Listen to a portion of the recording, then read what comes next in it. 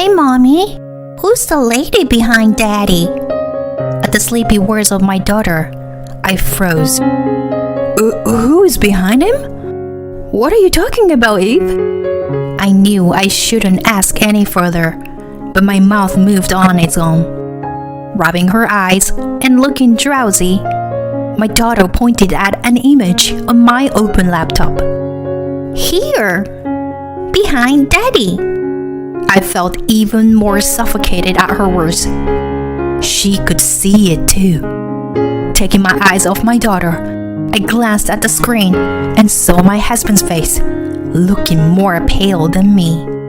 He had been boasting about how having an affair made a man more manly, but now he looked pathetic. We were on a video call during his business trip, and we were in the midst of a heated argument about his infidelity. He should be the only person on the screen, but my daughter was pointing to the right side of the image. Summoning my courage, I stared at the window in the background that was visible on the screen. My name is Brianna, and I am a 35-year-old housewife who works part-time. I usually work as a receptionist at a car dealer shop from morning until around evening. I married my husband Sam a few years ago, and now we live together with our daughter Eve. Sam and I have been friends since our school days. He was popular with women even back then, partly because of his handsome face, but also because he was used to dealing with them. For example, whenever I changed my hairstyle or nails, he would notice right away and compliment me. And he was good at being considerate, like carrying heavy stuffs. Because of his personality, Sam always had a girlfriend. So when Sam asked me out to dinner, I was very happy. At the time, Sam had just broken up with his girlfriend and was feeling lonely. That led to us going out together many times and eventually becoming an official couple. At the time, I was proud to be dating Sam, and for a while, I was very happy. One day, I was waiting to meet Sam for our date. He usually arrived early, but that day, he hadn't shown up even after the meeting time had passed. I contacted him to let him know that I had arrived at the meeting place and waited for a while, but he didn't respond.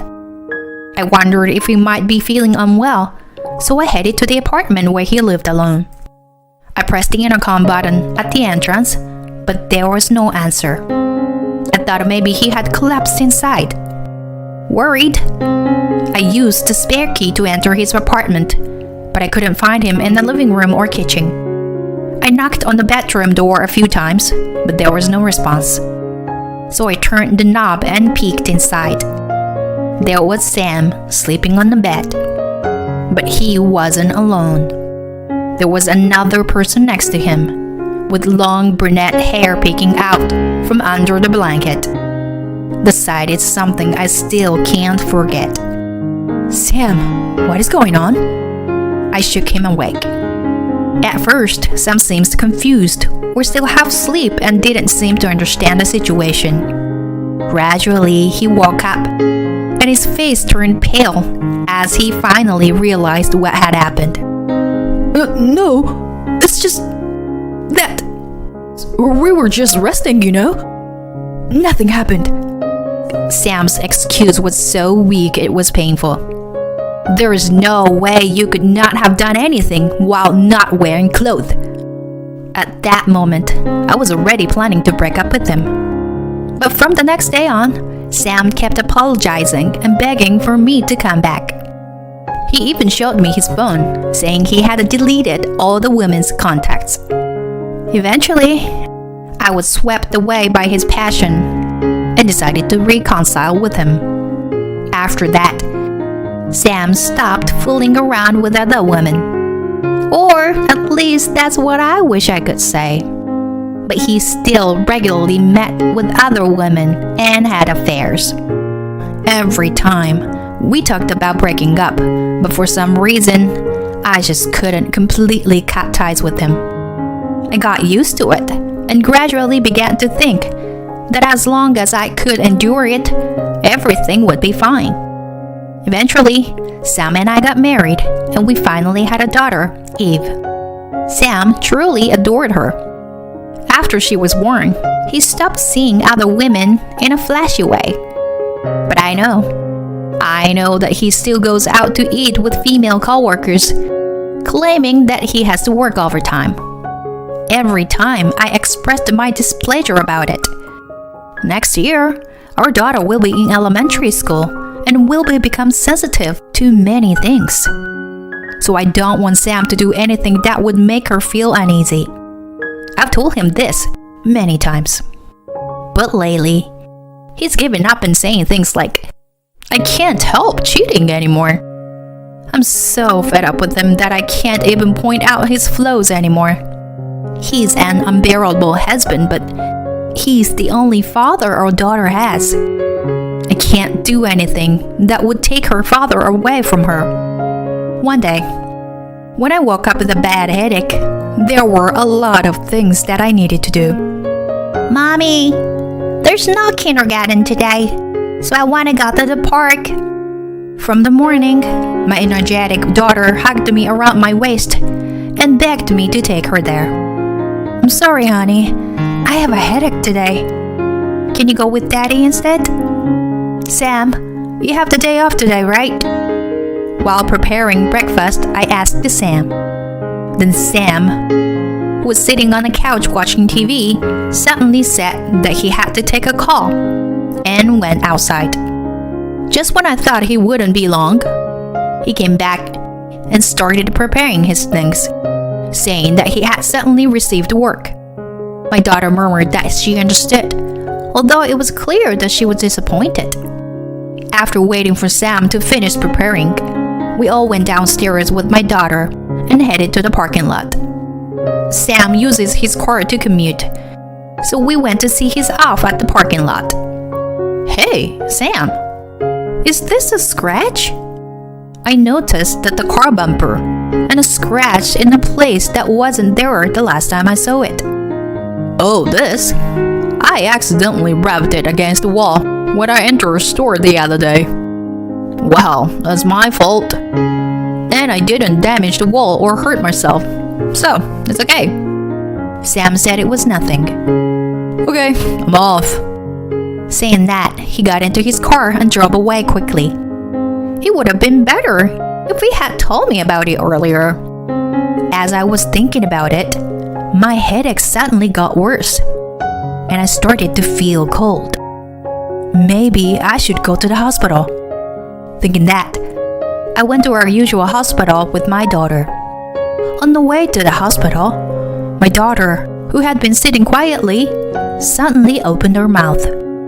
I'm gonna meet a boy at a hospital today. We're gonna be friends.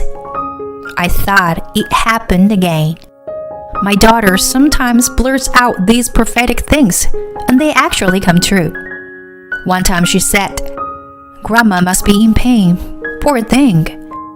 And the next day, my mother fell and got injured. Another time she said, I'm scared of shaking. And as soon as she hid under the table, the earthquake hit. The examples are endless. At first, I thought it was just a coincidence, but now I accept that it's just how it is. And this time too, my daughter's prediction came true. On our way back from a checkup, in a small square within the hospital grounds, my daughter saw a boy about her age playing alone. As soon as she saw him, she ran up to him and said, Let's play together. Yeah. The boy played with my daughter. I watched for a while, but it seemed like the boy's guardian was not nearby. I became curious and asked the boy, Where's your mom? She's in the hospital. She'll be discharged soon. He then showed me a photo of himself and a woman who seems to be his mother, smiling at each other.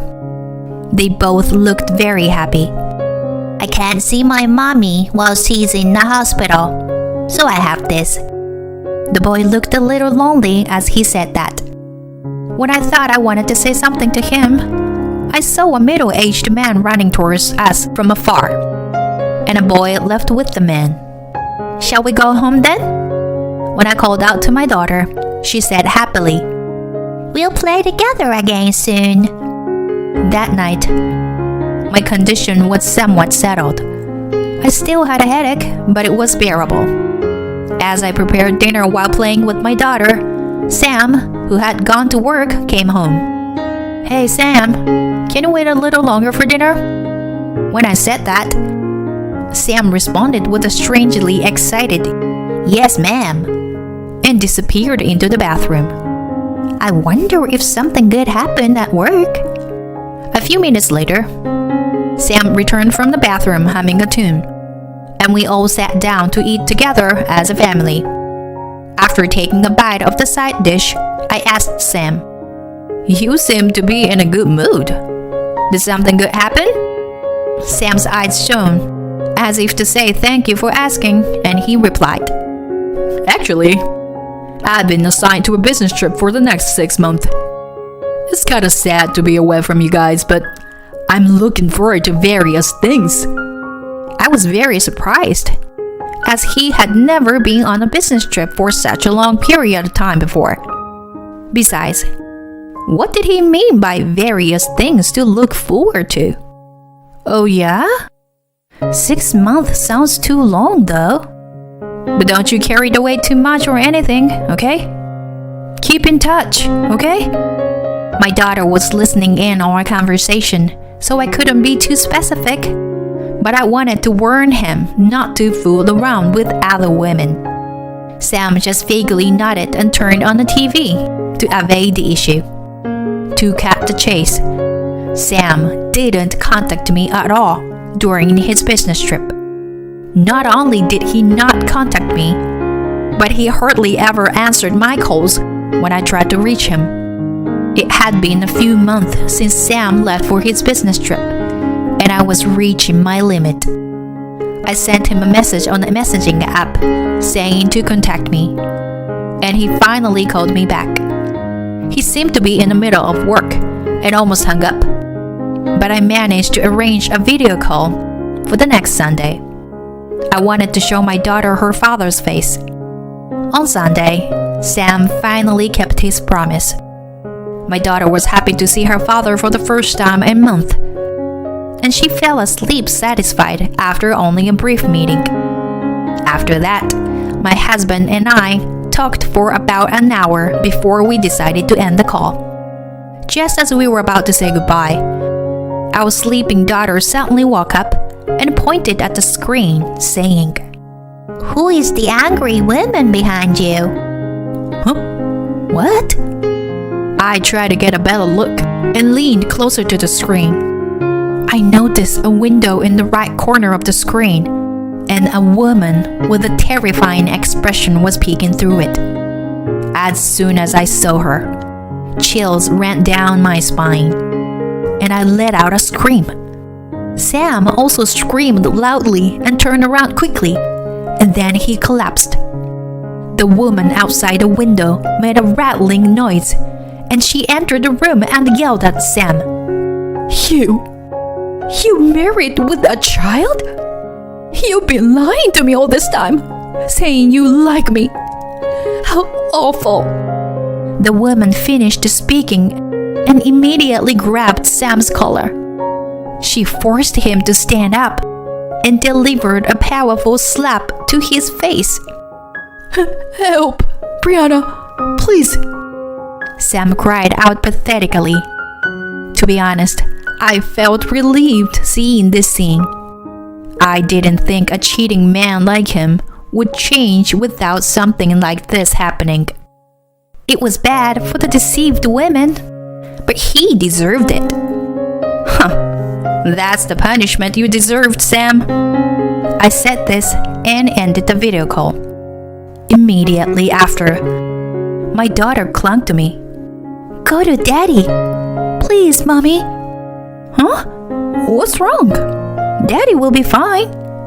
However, my daughter insisted on her plea with a serious tone. Daddy is not okay. He's lying down with his eyes closed and not moving. I had a hunch that it was her usual prophecy. I finally mustered the courage to take my daughter and drive to Sam's hotel.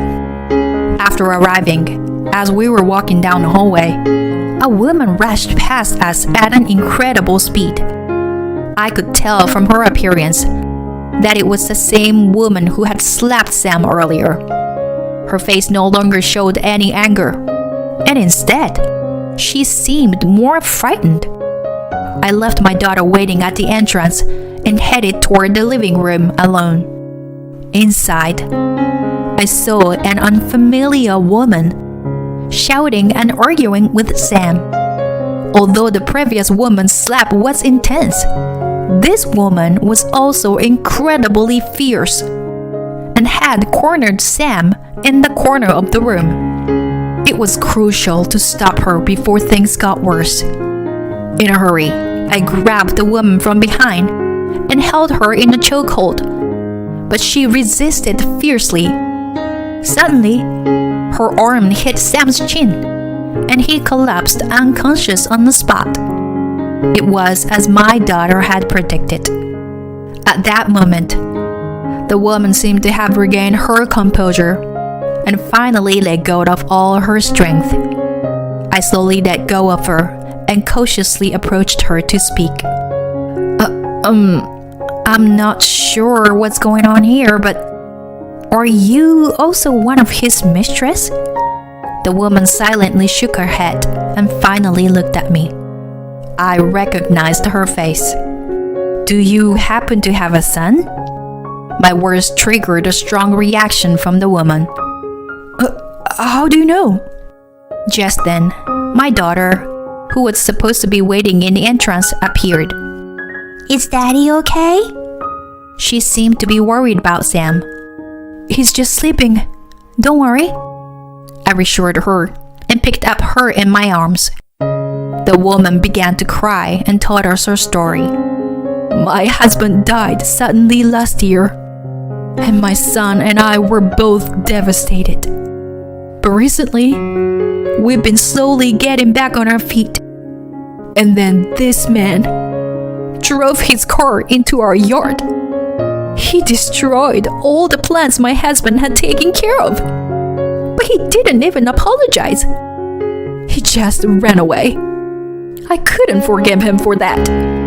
The woman clenched her fist in frustration. It was the reason why Sam's car bumper had been scratched. Despite being my own husband, he was a terrible person. So I've been searching for this person to have him apologize. It took so long because I fell ill and had to be hospitalized. I see. I'm sorry for what my husband did. I lowered my head and apologized. I couldn't help but do so.